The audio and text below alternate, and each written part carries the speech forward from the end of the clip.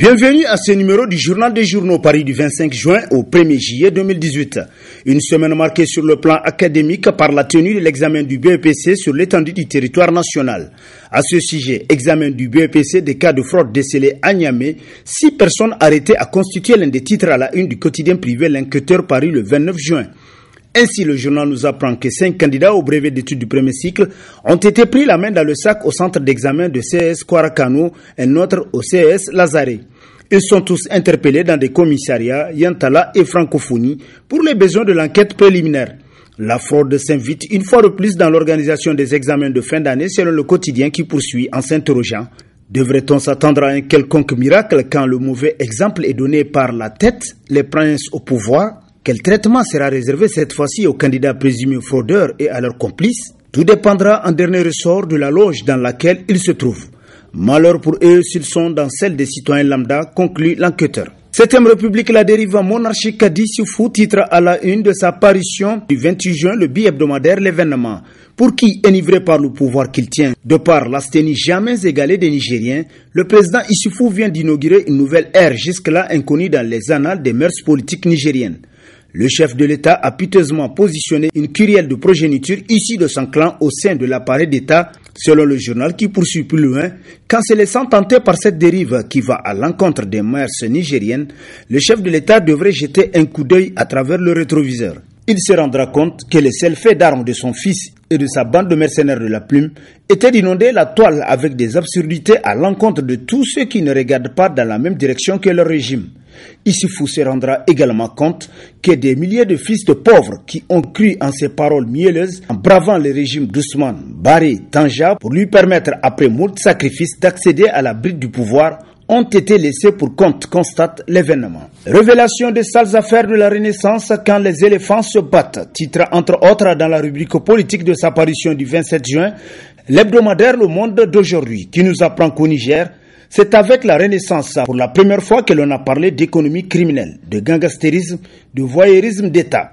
Il a fallu attendre de voir les socialistes arriver au pouvoir pour se poser bien des questions sur le financement à tous égards, occulte de leur parti, quand on sait qu'à l'opposition déjà, aucun autre parti, soit-il au pouvoir, n'a pu mettre autant de moyens dans une campagne électorale que le PNDS. Il y a déjà bien longtemps que certains partenaires s'en inquiétaient et se posaient des questions par rapport à la nature du régime de Niamey selon le journal qui renchérit. Peut-être faut-il également lire les motifs de réticence de Donald Trump à participer au financement du G5 Sahel lorsque, par ses services de renseignement dont on connaît les finesses, il pourrait avoir bien d'informations compromettantes sur le régime de Niamey. Il y a toujours un motif crapulé derrière une action dite terroriste, nous apprend davantage Le Monde aujourd'hui. Amère vérité, à présent que l'arme du crime a été détruite, il ne reste plus à Bazoum et à Chebou Samna de faire déclarer les mises en cause libres de toute poursuite pour insuffisance de preuves, titre l'hebdomadaire satirique Le Canard en furie, selon qui avec l'affaire de 2,5 tonnes de résine de cannabis, saisie et aussitôt brûlée comme dans les autres trafics qui constituent le terreau fertile de l'insécurité au Niger, le régime de Niamey n'a pas fait que poser un acte qui fait planer un fort soupçon sur ses rapports réels avec les narcotrafiquants. Il a continuellement, par son extraordinaire indulgence vis-à-vis des trafiquants, encouragé et soutenu le développement de ces périls majeurs sur le Niger. Pour un régime qui ne perd pas d'occasion pour bomber le torse et clamer la nécessité d'affirmer l'État lorsqu'il s'agit de liberté, pourtant constitutionnelle de manifestation, il y a de quoi s'interroger. À présent que l'arme du crime a été détruite, il ne reste plus à Bazoum Mohamed et à Chebou Samna de faire passer les mises en flagrant délit et de les déclarer libres de toute poursuite pour insuffisance de preuves, conclut Le Canard en furie. Gestion patrimoniale, la RTP bientôt une possession familiale des Betty, titre à sa une l'hebdomadaire Le Courrier, qui nous apprend que la présidente intérimaire de l'agence de régulation des télécommunications et de la poste ARTP, elle entend faire comme tous ceux qui ont abusé de leurs fonctions pour faire dans le népotisme. Sur les traces de ces officiels qui ont trempé dans les fraudes au concours d'entrée à la fonction publique en faisant recruter les proches parents ou en monnayant leurs services, Dambéty fait feu de tout bois pour recruter à l'ARTP une pléthore de ses parents. Cousins, sœurs, belles-sœurs et autres alliés sont dans l'antichambre attendant que les formalités telles que retenues pour faire partie des personnes de l'ARTP selon le journal qui renchérit. Les profils de ses parents ne répondraient pas aux besoins de l'ARTP. Qu'importe. De l'agent de service logistique au spécialiste de passation de marché en passant par l'assistant administratif, c'est une douzaine de parents qui sont promis à des postes de responsabilité à l'ARTP, suivant une procédure à la fois tronquée et illégale telle que rapportée par le courrier. Nécessité de décrisper le climat sociopolitique a constitué le titre phare de l'hebdomadaire satirique La Griffe, qui constate que depuis plusieurs mois, le Niger se trouve dans un climat sociopolitique assez tendu du fait, d'une part, de la contestation de la loi de finances 2018 par une partie de la société civile et d'autre part, du désaccord entre le pouvoir et l'opposition par rapport à la conduite du processus électoral. Pour un pays qui n'a pas encore fini de penser les plaies provoquées par des crises similaires, vécues dans un passé récent, il est nécessaire de détendre le climat sociopolitique actuel. Il suffit seulement que les uns et les autres fassent preuve de tolérance et de dépassement de soi et comprennent que le Niger a existé avant eux et continuera à exister après eux, conclut La Griffe. Organisation des élections au Niger, revenir à la recette Zaman Lahia, s'interroge dans ses colonnes l'hebdomadaire Le Nouveau Républicain, pour qui l'une des lacunes aujourd'hui, c'est de ne pas chercher des solutions ou des recettes aux crises politiques en nous inspirant de notre passé politique, de notre culture, notre religion et même des travaux universitaires. Pour gérer certaines situations, il suffit simplement de revenir aux fondamentaux de l'enseignement du père fondateur du parti Zaman Lahia. Le consensus qu'il a toujours cultivé, prôné, est une pierre philosophale puisque ce n'est pas une honte de revenir à la sagesse politique selon le journal qui renchérit, taire les rancunes, les incompatibilités, bref, comme disent les étudiants, bannir les réactions épidermiques et ne penser qu'au Niger. Il n'est pas normal, après toutes ces années de pratiques démocratiques, qu'à chaque veille des organisations des élections, que la machine piétine s'égrippe. Politique, Amadou Boubacar Cissé crée son front a constitué l'un des titres à la une de l'hebdomadaire La Roue de l'Histoire, qui constate que le malheur des uns fait le bonheur des autres selon un adage populaire. Profitant de la chute de Hama Amadou, M. Amadou Boubacar Cissé, resté longtemps en retrait de la vie politique nigérienne après son éviction du gouvernement, fait son apparition et entend abattre les cartes à son profit. Il projette, selon le journal, de créer un nouveau front sur les cendres de l'opposition dont les jours sont visiblement comptés.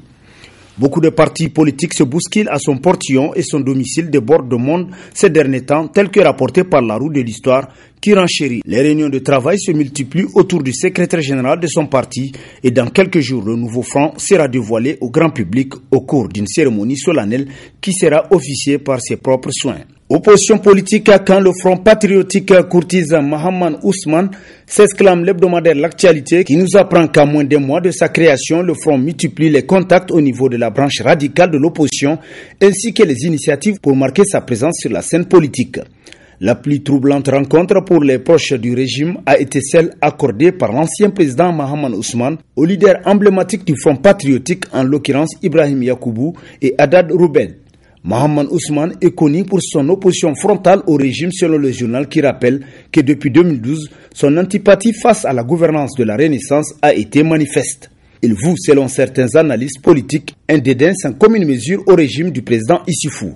De par ses initiatives, le Front patriotique joue à découvert et compte désormais s'affirmer comme une voix imposante sur la scène politique, constate L'Actualité. Affaire CDS Rahma, la fin des haricots pour Abdoulabo, titre dans sa rubrique politique. L'hebdomadaire Le Républicain qui nous apprend que la justice a vidé ce mardi 26 juin son verdict dans le différend qui oppose Amadou Harouna et autres contre Abdoulabo. L'ancien ministre d'État, ministre de l'Agriculture, président de la CDS Rahma Abdoulabo, a été débouté. Pour rappel, selon le journal, Abdoulabo a pris la tête du parti CDS Rahma, parti qui a vu l'élection en 1993 du premier président démocratiquement élu au Niger en la personne de Mahaman Ousmane. Ce dernier a été obligé de quitter la tête du parti avec armes et bagages au terme d'un feuilleton judiciaire finalement remporté par Abdoulabo. Quelques années après, le voilà à son tour perdre la tête du CDS et s'acheminer peut-être vers la fin de sa carrière politique, conclut Le Républicain. La déchéance étant, reste les menaces de Hama Amadou a constitué l'un des titres à la une de l'hebdomadaire L'Éclosion, pour qui, contrairement à ce que beaucoup pensent, la Cour constitutionnelle n'a pas déchu le président du MODEM F.A. Lumana Africa de son siège de député. La Cour a juste constaté la déchéance de Hama Amadou de sa qualité de membre de l'Assemblée nationale, avant de dire qu'il est remplacé d'office par son suppléant, M. Garbahima. Si Hama Amadou affirme qu'il sera candidat, c'est qui est sûr, il doit avoir le moyen d'y parvenir dans la mesure où il savait déjà que toutes les conditions seront réunies par le pouvoir de Niamey pour l'en empêcher. Comme on le voit, son ambition s'est voulue intacte, sa foi en l'avenir inébranlable. En face, le parti au pouvoir, aidé par l'appareil de l'État, est tout autant déterminé à passer la gomme sur la carrière politique de Hama Amadou. À chacun ses armes, grandes ou petites. Et l'avenir nous dira qui de l'opprimé ou de l'oppresseur sera le vainqueur final. Que Dieu préserve le Niger, conclut l'éclosion. Et sur ce, prend fin le présent numéro de la revue de presse. Prochain rendez-vous, plaise à Dieu dans une semaine, avec toujours la même passion de vous servir. Bonne lecture et au revoir.